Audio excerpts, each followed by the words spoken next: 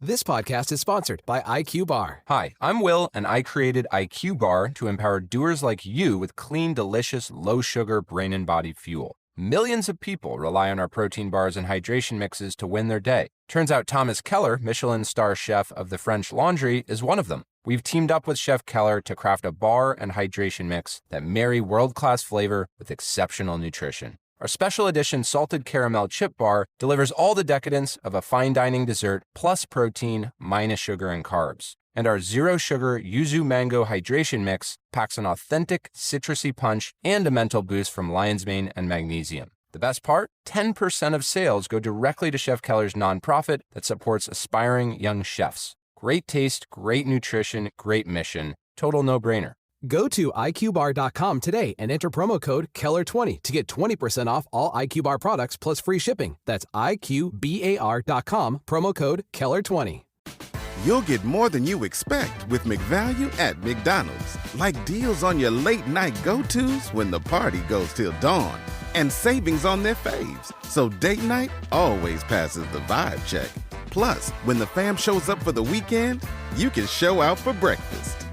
Buy one breakfast sandwich, add one for $1. Only in the app. Limited time only at participating McDonald's. Valid once a day. Must opt into rewards. Ba-da-ba-ba-ba. Frequency Podcast Network.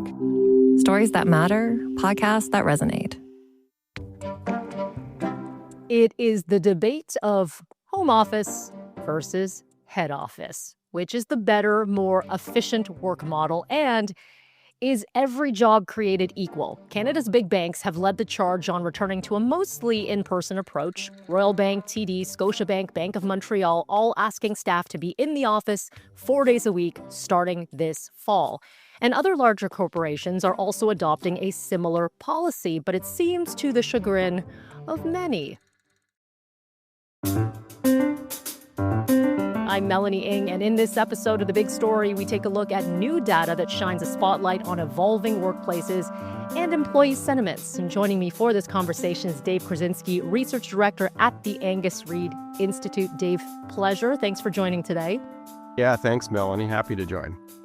And I should point out to all of our listeners, we are both currently working from home for this conversation. You have a lovely bookshelf behind you. I've got some weird painting my way, but we're able to do this interview in a nice hybrid model. So let's put that out there for our listeners there. Before we go through some of the data and the methodology, why do you think there's such a need for this conversation right now? Well, I think it just changes so much from month to month and year to year. And I think that the biggest thing, the reason that we went back and started looking at this again, we the first time we did it, I think, was during COVID. Just asking people, how's it going? How are you dealing with all of this? And we looked at it again because we keep seeing these reports. You mentioned a couple of the big institutions, federal government asking people to come back to work. They're at 3 days a week minimum right now. Some suggesting it might go to 4. It might go to a full mandate at some point. And a majority of the Fortune 100 companies are now fully, back to the office. So it was a time to say, okay, people are being asked to go back. Let's ask them how that's going or whether they did go back, because there's also reports of maybe people not necessarily following the rules. Okay, before we get into some of those details and before we get to some of the top line findings, let's discuss some of the methodology. It's quite extensive. There were a number of people involved in this survey. Yeah, it's a big survey. We certainly, if you want to talk to people who are working from home, we wanted to get coverage across certain industries. One of the big things for us was people who work in those white collar positions who are, the thrust of people being asked to go back to work. So we ended up interviewing 1,915 people across the country. I'll save you too much methodology, but it's all weighted to census demographics. So it's a picture of Canada, and it's done using Angus Reid Forum, which has 100,000 people who respond to surveys on email, on their phone, on their tablet, and allow us to have these conversations. So it's a portrait of the country and with a little bit of an oversample of people who are in those white collar positions. Excellent. Okay, we look at the portrait. Now let's go through the details. I think it seems overwhelming, but I'll let you take this away, Dave, on what people are saying when it comes to just return to work, the going back to the office, working from home, the hybrid. What are most people saying? Yeah, it's a situation where if you ask people to go back, you're not going to get maybe the response that you're looking for. If you are one of those big companies that is asking people to come back, um, we asked this question. So people who are working from home, about over 400 people within the sample, it's about 29% of the working population. So you and I are the 29% here. If you were asked to go back full time, what would you do? Uh, and there's quite a bit of pushback. 24% are. I always ask people, I mean, what would you do? Would you start looking, or do you have a backup plan? 24% say they would either quit or they'd start looking for a new job right away. So a quarter of those people working from home are just saying, you can ask me, but I'm not coming back. Um, 28% say that they would roll with it and they would just go back full time. So about the same number there. And then 32% say that they would go back. They're not going to quit, but their eyes are already, looking at other opportunities. So that's, you take 32 and 24, that's, 56% of people who are either going to look for a new job or quit. So it shows you the landmines that a lot of these corporations are working with, in, a labor market where, if you've got these reliable long-term people, you don't want to lose them. But if you ask them to come back, they might just say, no, I kind of like what I got going on. And there's a lot of companies that will give me better flexibility. So I think that's the jumping off point. Is it's tough to get people to go back right now. Yeah, for that percentage that say, yeah, I'll go back. I might glaze over a little bit here and there. Here's the thing. I think the pandemic, I mean, very clearly to say, had changed how we deal, what we view as our workplace. The work from home person will say, look how efficient I was. I was able to do the X, Y, Z. I didn't have to do the commute. I could balance family life with, we say this as you have a young one at home right now, as we talked about before we launched this episode, able to do that family life versus work life. And I'm a better employee because of it. There's that argument. And here comes in the employer who says, well, actually, we are creating collaboration. We are separating work from personal, and this is actually beneficial to you. What did your findings say when it comes to just the hybrid model?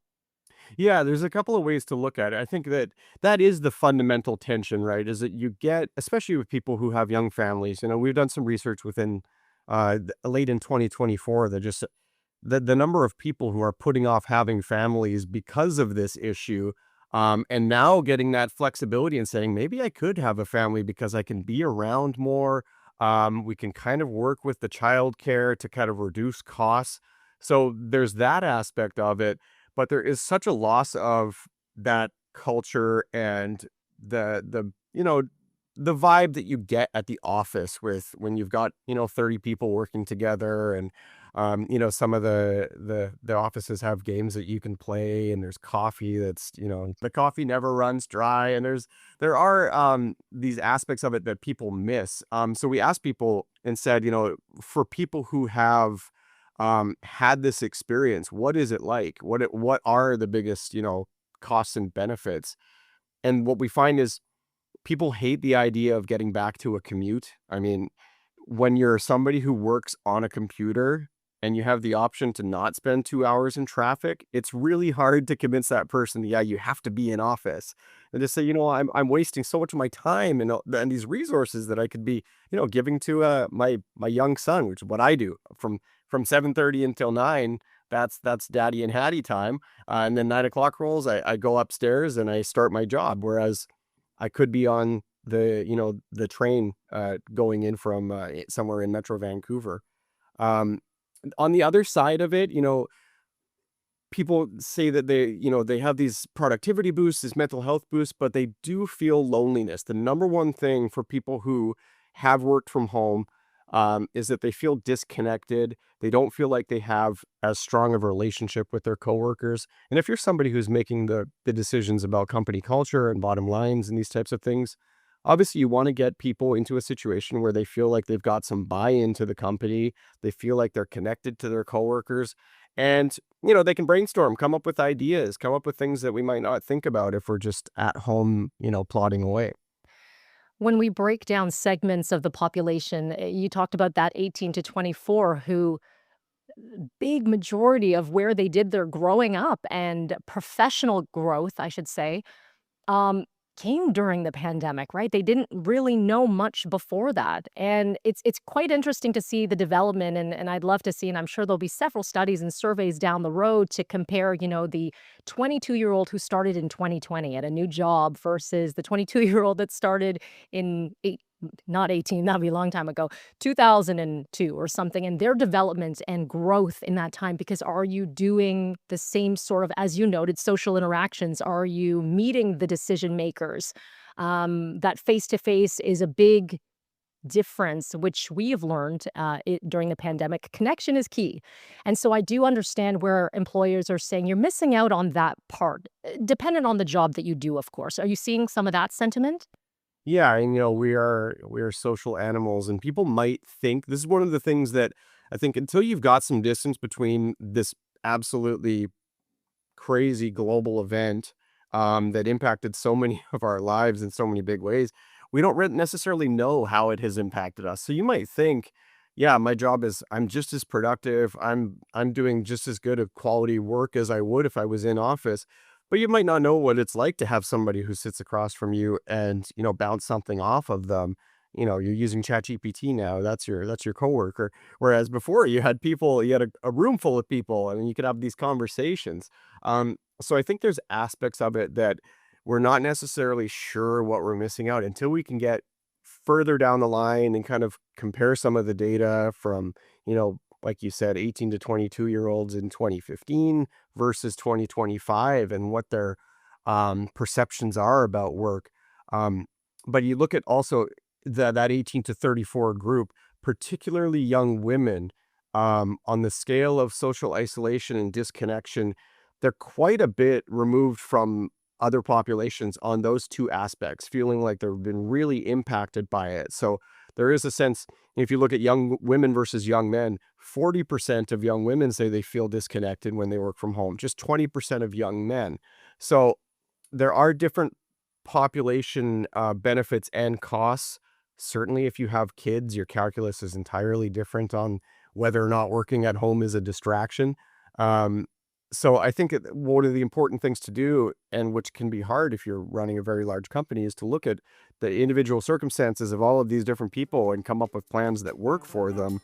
And if it's just a big mandate, it could be really difficult to implement across all of those different groups.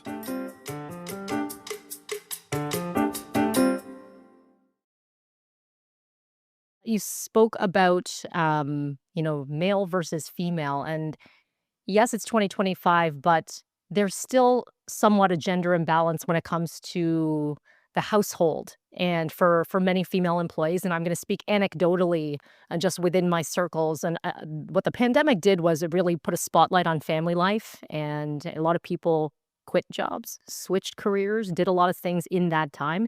And not because they were being forced back to work into the office, but because they saw something different that they wanted to pursue. Whether or not that was more time with family or kind of a part-time position, any different line of work. Were you hearing from women in that aspect just saying, listen, it's not even just about going back to the office, it's about workplace and how things are viewed in general? Yeah, you mentioned, the ability to have more time at home, the ability to live further from your workplace, to reduce housing costs. Again, we talked about that adjacent study about, people not getting married, not having kids, not starting their lives, and it's because of housing costs. It's because of all of these cost of living pressures. Uh, Young women are the largest number to say that one of the benefits that they've realized is the ability to work further away from the office. So, um, and we've had this happen with, the Angus Reid group of companies. I work for the nonprofit. There's also a for-profit company. We had people go all over the province, all over the country, and, leaving Vancouver to go set up in Nanaimo. I'm in Kelowna now. It was an opportunity for people to look at the situation and say, the office has been closed for a year. There's no end in sight. What are we going to do? And a lot of people did go further away, and they realized, I could reduce my costs and kind of change things. And if I can maintain my productivity and work from home, I can have these extra things that I didn't think that I could have, and people aren't willing to give that up.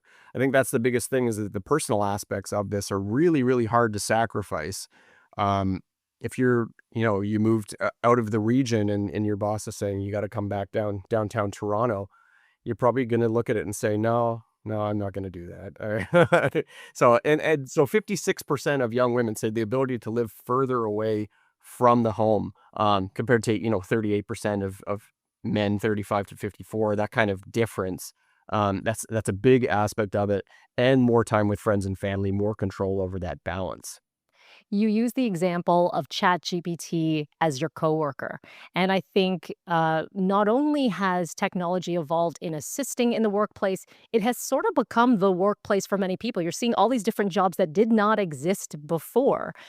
So should employers, do you think, perhaps be worried that the retention, as you talked a little bit about, people might be looking for something just completely different that only suits their needs, that is not even necessarily, let's just give one of these banking jobs as an example, where someone says, hey, Susie, you've got to be in the office 4 days a week. Susie says, no, not going to do it. What else is out there for me? These jobs are popping up left, right, and center. These remote type of jobs, like these digital nomads who are doing all their own things. Are people saying, listen, I want to try something completely different if this job isn't going to do what I need? Yeah, I think there is a sense, if you look at, I was reading Paul Krugman's Substack the other day. He was talking about how, the AI push is essentially sustaining the North American economy right now. And as this happens, customer service representatives, data analysts, people, these tech jobs, they tend to ebb and flow, right? And maybe we're going into a situation where people are looking at it and saying, I have the skills, I could try something else. Um, and this, it really depends on the situation that you're in, because if you're dealing with, really challenging cost of living situation, maybe you're the 24% who say, yeah, I'll go back and I'm going to just kind of keep something on the back burner. And that's, it's not necessarily quiet quitting, or maybe it is, but you're not fully committed to that, and you're exploring your other options and seeing what's out there, because we are in a new world. We're in, a situation where the jobs are changing, and we're seeing a restructuring and a reorganization. And it's kind of early to tell what's going to happen. But I think that you make a really good point, is that there's a lot of fluctuation right now in terms of what people are perceiving for the next 10 years, because they might not be sure that their job that they have right now is even going to exist. So let's just cut the cord right now and just start looking for something, and planning out the next phase, rather than going back and doing something you don't want to and spending 2 hours in traffic. Yeah, that's the wild part when you think about it. The job, that 9 to 5 that you pined for when you were 16 years old may not exist, at least in its current capacity, down the road, because there's something else that has taken over. Have you ever, or has the Angus Reid Institute ever taken these findings, or maybe the other way around, have employers come to you and said, how can we work with what these findings to make us a better employee, or employer, I should say? Or have you gone to any Fortune 100 companies like the ones you've mentioned to say, hey, here's a snapshot of the country. You might want to take a second look at your approach. Yeah, I think that the one thing that we've noticed running the Institute over the last, we're on 10 years now, 11 years now, is that um, people definitely appreciate the free research. These are the kind of questions that companies would be paying tens of thousands of dollars to get the answers to, especially when you're doing a specialized population sample where you've got people who are working in those jobs. People, they might not be reaching out to us. Our president, Shachi Kurl, definitely does present at conferences and these types of opportunities to relay the data. But we know, based on the conversations that we have with people who might reach out, run into them, in Ottawa and the federal government, to say, hey, that data was really valuable to us. We're producing something that we know that people are going to use. And that's kind of the blessing of the nonprofit work that we do, is we can ask the hard questions. We don't have the the sensor on us that says, no, we don't actually want to know the answer to that question, because if it's bad, then, it's going to be used the wrong way. So this can be used on both sides. If you're an employee, you could look at this and say, if you ask us to come back, there's a really good chance that 3 of these 10 people aren't going to be here in a couple of months. So I think it's interesting to present the whole discussion and see how people utilize it, whether or not they're reaching out to us, directly or not.